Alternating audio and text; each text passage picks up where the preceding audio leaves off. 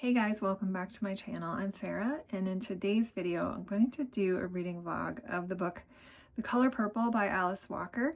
This has been on my list to read for ages. This is part of my Read What You Want challenge, so I'm really excited to finally be picking this up and reading it. I did get the audio from the library to help me get through it a little bit quicker, so I will get started with that today. I hope you enjoy the video, and I will check in once I've gotten a little bit more of the way through it. I don't know what this is about. I'm going in completely blind. I've never seen the movie or the musical, so I'm really excited just to see what this book is about because I've heard a lot of people really enjoy it. So I'll check back in a few minutes.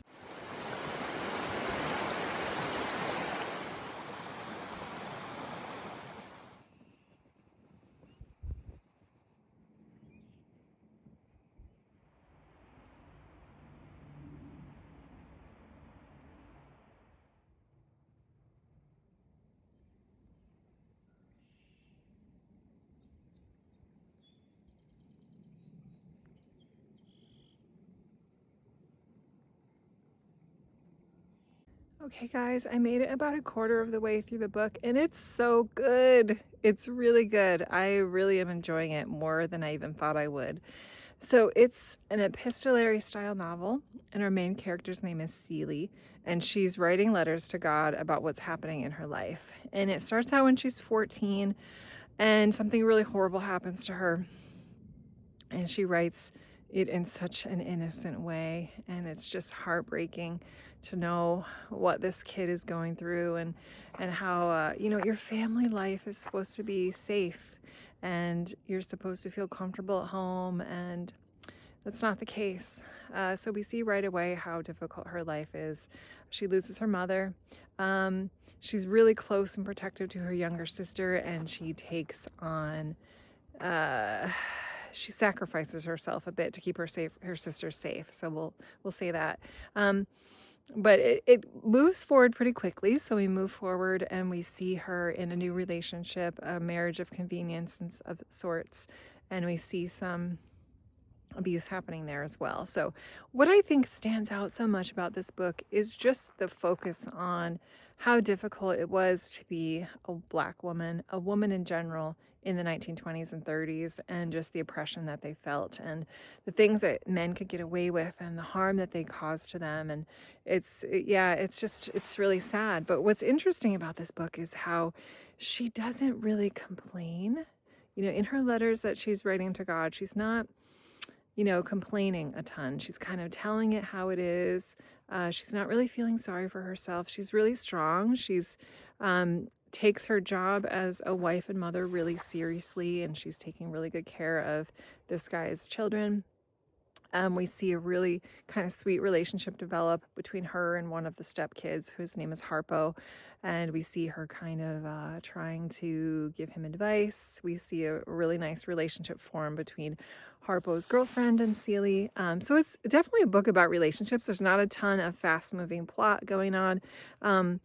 You know, and there's obviously her sister as well. So it's a lot of different things going on character-wise. And what I'm hoping is that we see this character of Celie grow and come into herself and be strong. And I think I can already kind of see it happening with some of the women and the relationships that she's having. So I'm really enjoying it so far. It's been a great experience so far. I'm really enjoying it. So I'll check in when I get to about the halfway point and let you know how I feel. But I think I'm really gonna like this book, I can tell.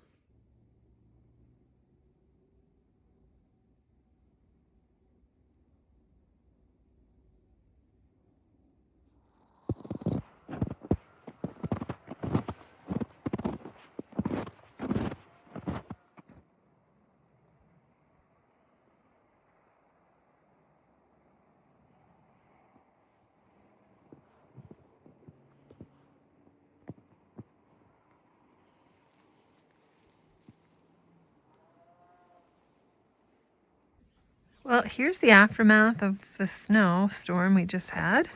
And now I'm gonna try to shovel out my car. I have to go somewhere right after work, so if I don't do it now, I will be upset with myself. So here we go. Good luck to me. Well, almost finished, but I have to sign on to work now, but much better.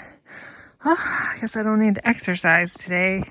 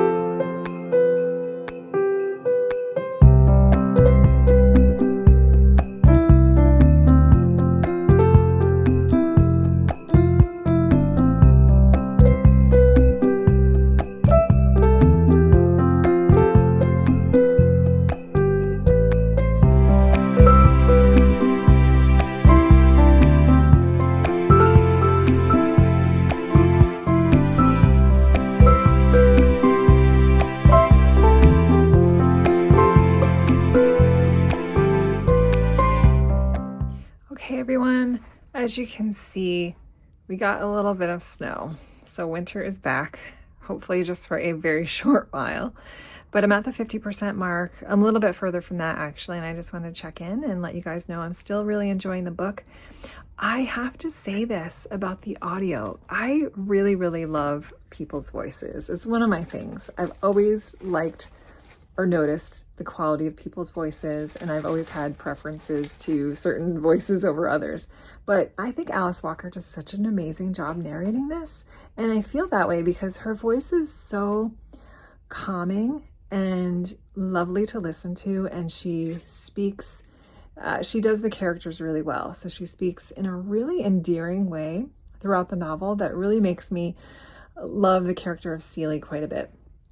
And when she switches over to her sister Nettie's letters, then we get a different version of her voice acting. So it's been a really great experience listening to this. I think it's actually enhancing my enjoyment of the story quite a bit because I'm listening to it as an audiobook. So that in itself is really great, and I'm really enjoying it. So what I really am finding interesting is how she's putting these characters through some different changes going on within the story. So we have our main character, Celie, who we can see parts of her starting to heal, which is really satisfying. And we see things, we see through help of the different friendships that she has, her realization, especially of things that happened to her in the past that weren't her fault. And we can see her starting to finally, as an adult, move through these and understand them a little bit better. So I really enjoy that. Also love the character of Sophia, and we see kind of the opposite with her because she starts out as a really strong woman. You can't mess with her, and then something happens to her to remind us that no matter how strong you are, even within your own community, there's, because of the racism and the segregation and everything back then, you can only be so strong before you get hit down again, and you can't really recover from that. So we're seeing a little bit of a deterioration with her, which is sad. And then, of course, we have Shug, who's short for Sugar, one of the friends. She starts out as weak and sick. We see her being nursed back into health, and we see her just grow and empower Celie, and it's been really great. And then with Nettie, our fourth female character, we see her path and what she's been going through and kind of the challenges that she has. And what I like about Nellie is that she has such a quiet strength. I mean, she has a situation where she's being falsely accused of something, but she keeps her patience and she continues to provide love to this one character who is like assuming these things about her that aren't true. And I don't know, I just really am enjoying the story a lot. I think the characters are really interesting. They're all very different. But ultimately it feels like a story of hope in a very difficult time, and I'm just enjoying it. So I just wanted to add that.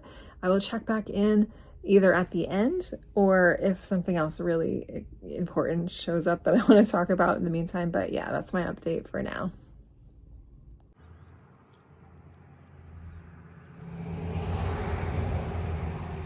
Oh my goodness, look at the sky, you guys. It is beautiful. It's beautiful all the way around.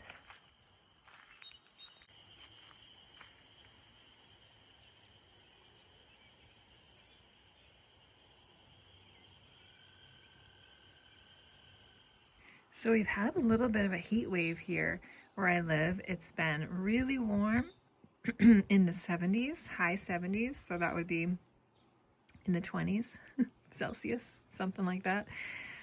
High 20s maybe. And Mary is loving just being able to sit and watch the birds and feel the breeze. She moved from the sunny bed to the shade though. She's getting hot.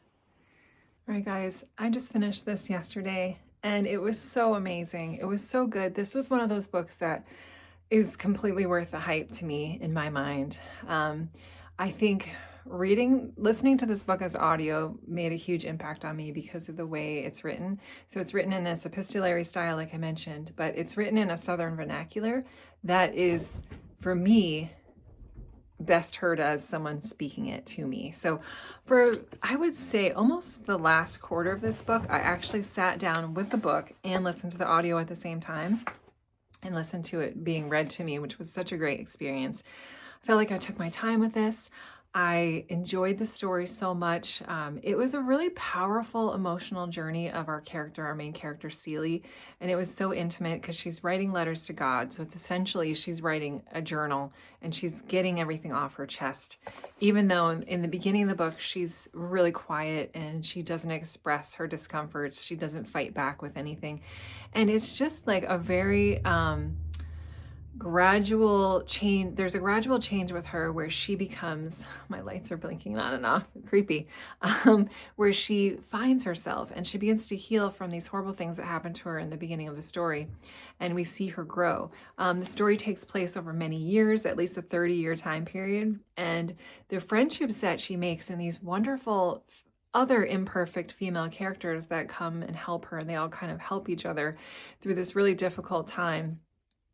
We see different growth patterns within the different characters. We see this amazing bond between two sisters that are apart for 30 years. And it was such a beautifully written story. And I really love the ending. And I highly recommend this if you have not tried it. I highly recommend the audio. So in terms of a couple spoilers, I do just want to talk about the book a little bit, just what I really liked about the ending and everything. So if you haven't read it and you want to, thank you so much for watching. But if you have read it or you just want to know my thoughts about some of the specific things that happened, I'm going to just mention a couple spoilers. So I thought it was really interesting, Celie's journey within her own sexuality as well, because she has these awful things happen to her by the men in her life. And it becomes quite apparent early on that she starts to prefer women and she falls in love with her friend, Shug. And the kindness and the love that those two shared between each other was really great. I thought it was very endearing, very heartwarming. When Shug decides to leave and go off with that other guy, you can almost feel how heartbroken she was and how devastated she was to lose that love of her life.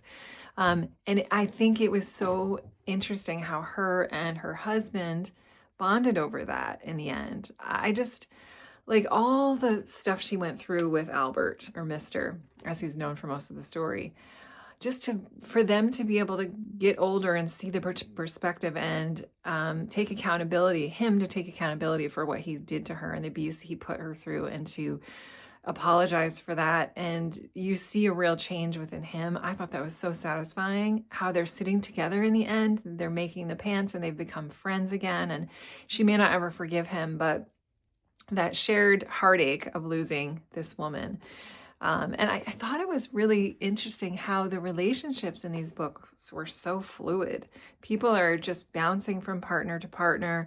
Marriages don't really stand for much in terms of this one going off with this person, this one going off with this person, this one actually being in love with this person. And so it was really interesting to read a book like that. And the way that the women came together, like Celie's relationship with essentially her husband's mistress, who became her best friend, and just the female bonding was really what I think I liked the most about this book, and how Celie's journey to healing within herself, and you see her become a stronger person and sticking up for herself. And it was amazing. I loved it. And then the end, Nettie, of course, Nettie's journey with, the the difficulties she found in Africa and how she just kept positive, and she was so appreciative of the good things that came her way, and she focused on that quite a bit. In the end, when the sisters meet again, you can just feel it. You feel that emotion of them being apart for so long and that love that they have for each other. And I just loved the ending. I loved it. It was great. This was a feel-good book. I loved it. Please let me know, you guys, if any of you have read it before. I would love to know your thoughts. But thank you so much for watching. I hope you enjoyed the video, and I will see you in my next one. Take care.